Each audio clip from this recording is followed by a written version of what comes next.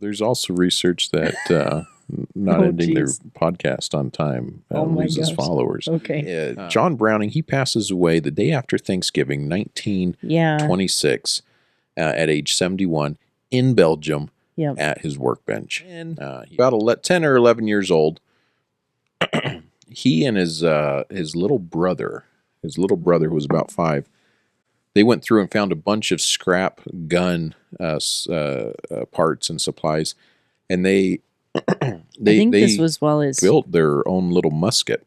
Father.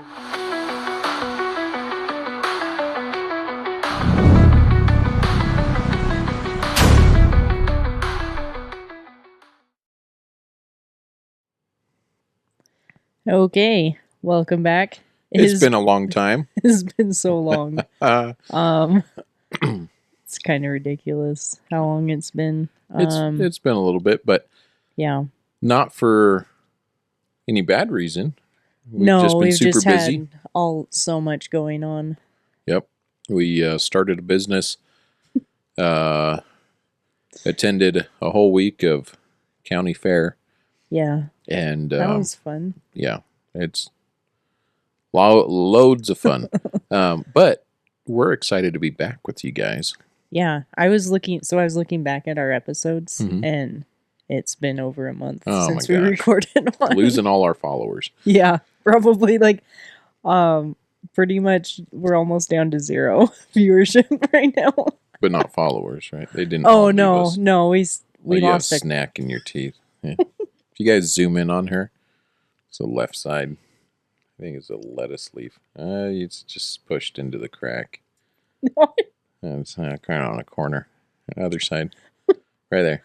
All right, there we go. Okay. Oh my gosh. All right, well, we're not restarting. No. Save that for all time. Yeah. Okay, so we have a really cool topic today. And we're actually, we're doing some history on a historical figure. One of the most underrated people in American history. Yeah, I actually had no idea this person was LDS. Well, I didn't even know, but we should know because he's pretty famous. All right, take it away. Show them who we're talking about. Okay. We're talking about John Moses Browning. Yeah. One of the most badass people ever in American history. This man is responsible for more gun designs than any person person in United States history. Yeah.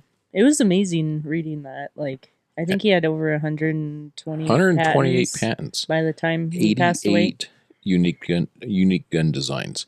That's nuts. We're going to go through all this, but look at this picture. This man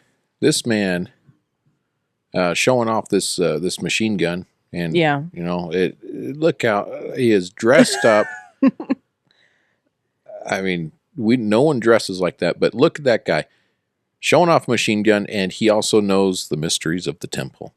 That is a man that you don't want to mess with, but he's too humble to wave his own flag. So we're going to do it for him. Yeah. John Moses Browning. Yeah. Let's dive in. Okay. Well, so my first thing was I kind of went through some back history about it, or about him and his family. So with him, and I have a couple pictures of different things, but what's that? Well, this was one of the Mormon wagon handcart trails to Utah. Well, I found this on the church website, one of their historical photos of one of of people coming out to Utah. So his father, Jonathan Browning, he actually converted in Nauvoo, Illinois. So, and that was around 1820 something. I think it was 1827. I had it written down. Well, Jonathan Browning, the father, he was born in 1805 in Tennessee. Okay. He was a gunsmith and a blacksmith. Yeah. And you don't have the date on here, but he converted in Illinois after being influenced at Nauvoo Yeah. And it was when the Exodus started, when the saints started moving west, he was asked by Brigham Young to stay behind and help repair and make guns for the pioneers, which is cool. Yeah. So he did that, and you know, as we know, the Exodus was after the death of Joseph Smith, and it was 1852 when Jonathan himself moved west, and that's a cool picture there. Yeah, I thought that was that's cool. Way cool. So 1852. Guess what state he moves to? They moved to Utah. Yeah, she guessed it. Ogden. So, Ogden, Utah. Ogden, Utah. So anybody listening that is in Ogden, Utah, you are living in a place that's founded by really it's the heartland of American gun manufacturing. Yeah. And you don't know it. You don't know it. I had no idea. Maybe you do know it. Well, okay. If you do know it, kudos to you, because I didn't know that. And this guy's pretty influential in history. Yeah. So Jonathan Browning, he had 3 wives. He had 22 kids in all. And John Moses was born to the second wife, Elizabeth Carolyn Clark. And he was born January 23rd, 1855. Yep. And that's in Ogden, Utah. Now, the Browning home was attached to the workshop. So yeah, I think I have a picture of that, she's got a picture. Actually. So this is that the home? I think this is, okay, I apologize. I put this together like a month or so ago, and I'm pretty sure this is like his shop and home. Okay. And I have another picture later that might be the same thing also. But yeah, they had their house was attached to the gunsmith shop, his father's shop. So he attended school on and off. It was pretty sporadic. The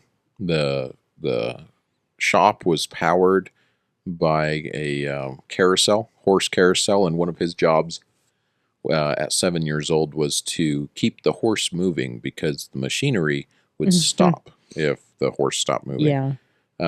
So on and off at school. When he was 10 or 11 years old, he and his little brother who was about 5, they went through and found a bunch of scrap gun parts and supplies, and they this was while his built their own little musket. Father was gone. He was away, and that could be. That's what I was just reading, that thing that we pulled up that you showed me. I was reading that, and I guess his father was away and they went hunting. Well, yeah, so they find this old wooden stock, and they cut it down. They attach a smooth bore musket barrel to it. They have a tin flash pan wired onto it. They don't even have a trigger. They use a smoldering stick from a bucket of coals that his little brother carried around, and they would use that to ignite the powder. So they headed out hunting sage hens. First attempt failed, but the second one, boom, dead bird. And another one or two dazed from the giant explosion. And so they bring these sage hens back for dinner. Yeah. They're having sage hen pie or casserole, probably casserole. And his dad, later looking over that crude gun, he tells them, "John Mose, you're going on 11. Can't you make a gun better than that?" So that was the challenge, and I think that stuck with him because he always was inventing new firearms from that day out. Yeah, from that point forward, I mean, that really jump-started his career in gun manufacturing. So Jonathan, the father, he sells the shop to John and his little brother Matt. In 1878 for about $500, and they formed Browning Brothers, and they start producing some of John's designs. So at age 24, he gets his first patent for a single-shot falling block rifle. They made about 600 of them before they sold it to Winchester for $8,000, which is amazing. Yeah, and that was interesting too, because for that one, they didn't get any royalties off that. They just sold the patent. Yep. Which I'm sure Winchester made a buttload of money on that. Well, I think they learned from that. Yep. Because after that, they started getting royalties off of their patents. So. Yep. Hey, you missed one on 855 there. Did I? 1855. Oh, shoot. Born in Ogden. So in 855. Wow. Yeah. Anyway, so. Okay. It's all good. And yeah, so he's got 88 unique gun designs that he patents over the course of his life. 123 patents total. Now he sells that design in 1879. Also in 1879, he marries Rachel Teresa Child. Mm-hmm. And they have 10 children. 10 kids. Yeah. He only had one wife, though. Yes. Yep. So let's see. Let's see here. Yeah, 128 firearm patents. Yeah. Okay, I'm going to look up this other list here. Yeah, because you had some better list of things. So let's go through some of his accomplishments. You guys are going to love this. This was really cool reading through. Let's see. He designed single shot, lever action, pump action, and semi-automatic and fully automatic guns. Mm-hmm. By 1900, 3/4 of U.S. sporting guns in production involved his designs. Yeah. He sold or licensed his designs, his work, to Winchester, Colt, Remington, Stevens, Savage, and Fabrique Nationale. Which is like FN, if there's any gun enthusiasts out there. FN is a big brand. But these are major gun manufacturers. Like, this is huge names. Big time. Well, so if we go back really quick before we jump ahead into the 1900s. So in 1887, just to go back to his LDS side, he went on a mission. Yeah, he did. And he was set apart by Lorenzo Snow to go on his mission. And I think he was his 30s when he went on a mission. Oh, interesting. And what was funny was, I think I have the quote in here, but let me pull it up. So they walked into a gun shop, and this is in Georgia. His mission was in Georgia. And this is 1887. Correct. He's 32 years old. Yeah. So him and his companion walked into a gun shop, I believe, and he was looking at one of the Winchester rifles. Model 1887 Winchester. And so I guess the shop guy was like, wow, you can really handle that well. And his companion was like, he ought to. He invented it. Which is crazy. You walk into a gun shop and it's like, there's your gun. Across the country, from Utah to Georgia. And these guns, these Winchesters and Remingtons, they have his designs. Yeah. Which is amazing. Yeah. Absolutely amazing. So some of his civilian designs, and we'll put some of the pictures up for you guys. Yeah, I'll pull those in. Because if you know anything about guns, you're going to recognize these. Winchester model 1885, that's a single shot. Lever action models 1886, 1892, 1894, and the hugely popular 30-30 hunting rifle. Mm-hmm. Anybody that's seen a John Wayne movie, all of these lever action guns, we can pretty much just thank John Browning for these. That's amazing. It's amazing.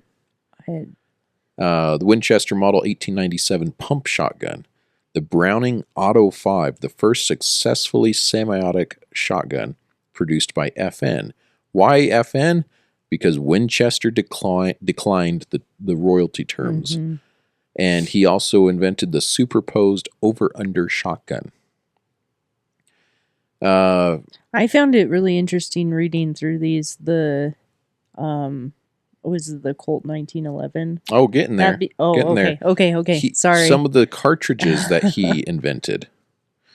You guys are going to love this. Some of the cartridges he invented: 25 ACP, 32 ACP, 380 ACP, 45 ACP, and 50 BMG.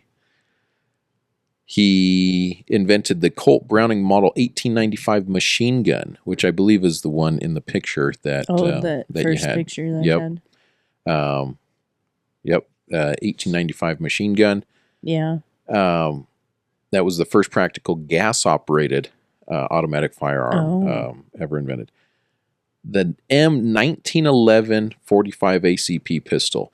That's your 1911, guys. The Colt 1911. I think I have a picture. That was developed by John Browning. Yep, there it is.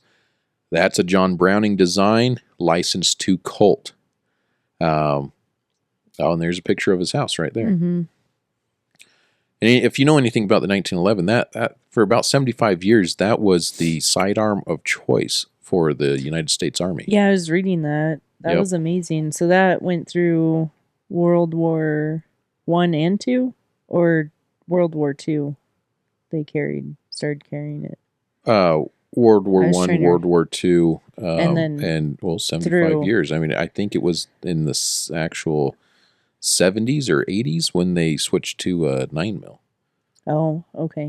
So that's pretty recently they switched over. That's amazing. Yeah. The 1911 was the sidearm of choice longer than the 9mm has been. Wow. Yeah. This is just really cool. The M1918 Browning automatic rifle, or BAR. Water-cooled M1917 and the air-cooled 1919 30 cal machine gun. The M250 cal heavy machine gun. He also had some contributions on the 37mm automatic cannons. By World War II, every American fighter and bomber was armed with Browning machine guns. All the U.S. ground forces had the 1911, the BAR, and other machine guns. British RAF fighters in the Battle of Britain used the Browning's guns because he was he licensed his designs to the American manufacturers, so nobody really knew the Browning name in the United States. However, in Europe, FN used the Browning name on some of the models. So when they were manufacturing those European guns, they used Browning in the name on some of them. The Browning Model 1910 pistol was the one used in 1914 to assassinate Archduke Franz Ferdinand that started World War I. Yeah, I saw that. Now, we're not going to blame John Browning for that. No, but it was the gun that was used. Yeah, that's the gun that was used. That's nuts. That was the 1910 model. So let's see here. So that Auto 5 shotgun, that was the first semi-automatic shotgun. Oh, okay. That Auto 5, cited as maybe one of Winchester's worst decisions ever made. Oh, because that's the one that he took it to FN in Belgium. That probably would have been a bad choice. Belgium. And that's actually John Browning. He passes away the day after Thanksgiving, 1926, at age 71 in Belgium at his workbench. Which is crazy. His wife had come with him on that trip. Wife and son went with him, and they had just had Thanksgiving dinner the night before, and he passed away. Yeah. It was noted he died doing what he loved. 71 years old. Mm-hmm. So here's a man who fathered 10 children, was a faithful member of the Church of Jesus Christ of Latter-day Saints. He served a mission in Georgia. He was born in Ogden, Utah, from a father that helped found the town from the frontier. Yeah. totally cool life, and we just barely brushed the surface. I mean, if we dove into stories and more anecdotes, we could go on for hours about this guy. There's a ton of books out there about him, and definitely probably more into the firearm side of things. But I think this whole even though we kind of surface level over everything, I think it was really interesting, and like just the impact he's had on history, and then just going through his life, like being a member of the church. And I just think it's really cool the history our pioneers and ancestors have. Yeah. And how they settled the West, really. Well, like, and his these people contributions had his designs and his weapons had huge impact on the entire world. Millions of his designs were produced. Mm-hmm. They made it through World War I and World War II, even Vietnam and Korea. Some of his designs, like the 50 BMG, is still in use today. Which is crazy. It is crazy. They've updated a lot of his designs, but on the civilian world, most pistols, like the pistol slide, like what he designed on the 1911. Oh yeah. Most pistols still run his designs. Same. Yeah. It is, a pump shotgun. The Browning model pump, 1895 pump shotgun. A lot of those parts and pieces patented by John Browning. Wow. So you can't really walk into a sporting goods store and get away from the legacy of John Browning. Now in 1926, he passes away. In 1927, his family forms Browning Arms Company. Yeah. And that's later acquired by FN. And they carry on his legacy. And there's isn't there still a manufacturer in Utah, though? Like, I thought I was reading something. They have a museum in Ogden. They have a museum in Ogden with some of his originals down there. But that would be cool to go see. Yeah, Browning Arms is owned and operated by FN out of Belgium. And that's cool. And all of his designs that have been licensed and licensed to all the other manufacturers still in production. That's amazing. It's amazing. Still only scratching the surface. If you know any cool stories about John Browning, put them below in our comments. But we just wanted to highlight one of the most cool and awesome Latter-day Saints that we've been able to learn about. Yeah, John Moses Browning. I think we were looking at different. Well, I think it started because we have some cool history with our own ancestors, and just looking at people that... I just kicked stuff off this table in front of me. Me and my big feet. So funny. It's all good, geez. Baby. You're fine. Anyway, I just think like, they're part of the church, but also just the pioneers that came over, and the inventiveness and creativeness of them, and just figuring these things out, and him starting at such a young age in his father's gun shop, and then working through that, and inventing his own guns at such a young age. Like, no, it's a big deal. Pretty cool. Yeah. What are your kids doing today? Playing Fortnite? Minecraft? Come on. Get them some gun parts. Tell them to go chase some sage hens. And that's how you make history. Yeah. Okay. We'll see you next time. You got more stuff to say? I thought I had more stuff. It's a really short episode. Yeah, this was super short. Like I said, we just scratched the surface. Yeah, this was...